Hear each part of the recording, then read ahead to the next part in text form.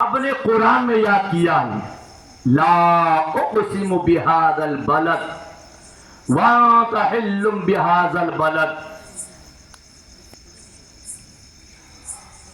اللہ فرماتا مجھے کسی شہر کی قسم نہیں، میں مکہ کی قسم اس لیے کھاتا ہوں کہ اس میں میرا حبیب جنم لیا ہے. سبحان اللہ سبحان اللہ. لا اقسم بهذا البلد وانت حل بهذا البلد ووالد وما ولد. پھر آگے کہتا ہے لقد خلقنا الانسان فی کبد فی کبد. اور اسی کے آگے اللہ نے کہا ہے کہ میں نے انسان کو بہت خوبصورت بنایا. اللہ نے انسان کو خوبصورت بنایا لیکن یہ انسان اپنے آپ میں بدصورت بن گیا ہے. اپنے افعال و کردار سے اپنے آپ کو خراب کر ڈالا ہے. برکت جب نبی پیدا ہوئے مکہ میں، مکہ شہر مقدس شہر ہے. مکہ وہ شہر ہے جس شہر میں اللہ کا گھر خانہ کعبہ ہے. جس شہر میں اللہ کا گھر خانہ کعبہ ہے اور وہی شہر مکہ ہے جو میرے نبی کی مولود کی جگہ ہے، ولادت کی جگہ ہے. آقا پیدا کہاں ہوئے؟ شہر مکہ کے جبل ابو قبیس کے دامن میں، محلہ سوق اللیل میں. سوق اللیل محلہ کا نام ہے. جیسے اس محلے کا نام اتوارا محلہ ہے، ایسا اس محلے کا نام محلہ سوق اللیل تھا. اور جبل ابو قبیس اس پہاڑ کا نام ہے ابو قبیس. جبل بولتے پہاڑ، نام پہاڑ کا تھا ابو قبیس تو نام ہو گیا جبل ابو قبیس کے دامن میں نبی کا گھر تھا. اس گھر میں آقا پیدا ہوئی. جب پیدا ہوئے تو مکہ شہر نبی کے آنے سے پہلے نجومیوں کا گھر تھا، راہبوں کا گھر تھا، بت پرستی کا گھر تھا. یہاں تک کہ خدا کا گھر خانہ کعبہ میں بت تھا. 360 اکڑ کے کھڑا تھا. جب نبی پیدا ہوئے تو خود بخود گر بھی گیا. خود بخود گر گیا. کل کے مجلس میں ایک واقعہ چھوٹ گیا. اس میں یہ بھی تھا کہ رسول کون جب پیدا ہوئے تو جس دن اللہ کے حبیب صلی اللہ علیہ وسلم پیدا ہوئے تھے اسی دن وہاں کے مشرکین مکہ ایک بہت بڑا میلہ لگتا تھا اور ان کا بہت بڑا بت گدھا تھا جہاں بہت سارے بڑے بڑے بت رکھے ہوئے تھے. اور سب سے پہلے اس بت گدھے میں جاتے تھے، اس کے سامنے پرساد رکھتے تھے، کھانے کا سامان رکھتے تھے، اس کی پوجا کرتے تھے، پھر کھیل میں مشغول ہو جاتے تھے لہو لعب میں. لیکن اس دن جب میلہ سے آئے اور آ کر اپنے بت گدھے میں گئے تو دیکھا بجائے سب کھڑے کے سر کے بل پڑا ہوا ہے. سر کے بل گر پڑا ہے. سب کے سب کئیوں پہ ٹکڑے ٹکڑے ہو چکا ہے. اور جو گر گیا تھا اس کو اٹھا کر کھڑے کرتے ہیں اور پھر گر جاتا ہے. اس کو اٹھا کر بٹھاتے ہیں پھر گر جاتا ہے. کھڑا کرنے والا بٹھانے والا پریشان، یہ کیا ماجرا ہے؟ تو ایک نجومی کے پاس گئے اور اس کو سارا ماجرا بتایا. کہا کہ ایسا ایسا ہے، ہم اس کو اٹھا کر بٹھاتے ہیں، بیٹھتا نہیں، گر جاتا ہے، کوئی گراتا نہیں، خود گر جاتا ہے. ماجرا کیا؟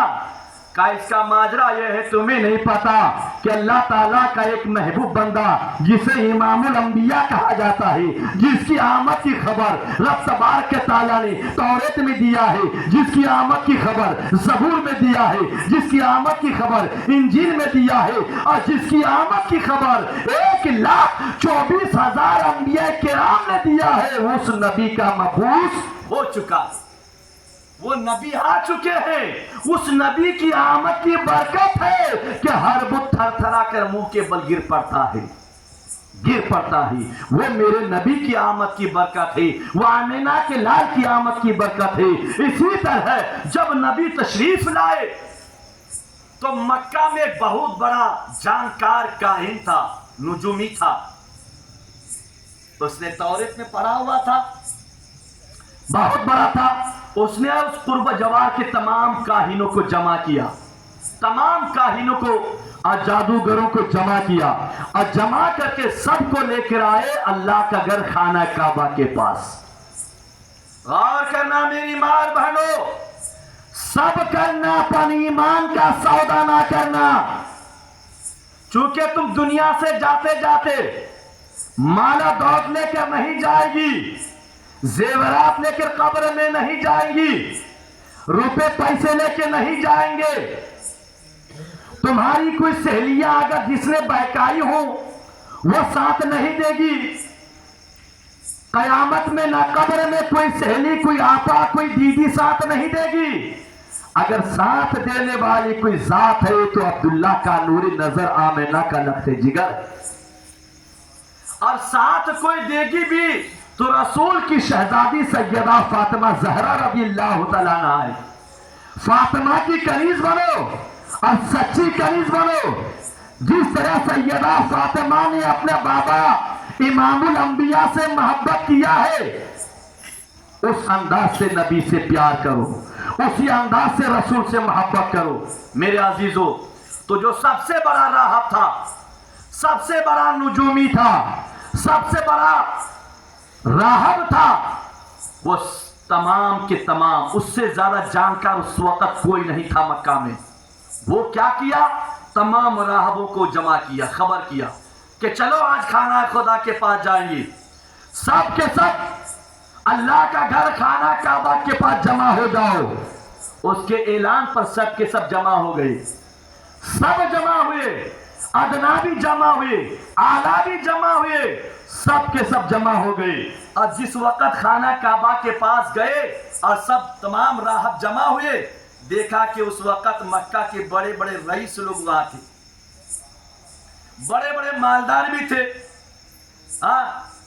تو سب کو بلایا، بٹھایا سامنے اور سب کو مخاطب ہو کر پوچھا، بتاؤ آج رات کسی کے گھر کوئی لڑکا پیدا ہوا ہے؟ تو کہا نہیں، کوئی نہیں پیدا ہوا، کیونکہ کس کو خبر ہی نہیں تھی. کہا تو ہو ہی نہیں سکتا ہے، ضرور پیدا ہوا ہے، چونکہ میں نے توریت میں پڑھا ہے، میں نے توریت میں پڑھا ہے. اے نبی کے پروانوں، آقا کے دیوانوں اور اسلام کے میری ماں بہنوں، ایک راہب کو یقین ہے، آسمانی کتابوں پر جب نظر اس نے ڈالا، آمد رسول کی خبر کو پڑھا، تو ایک راہب نے یقین کر لیا. اور یہ کس قدر دجالی ذہن و فکر کی امت ہے کہ نبی کا کلمہ پڑھ کر بھی کہتا ہے نبی کا کوئی کمال نہیں ہے.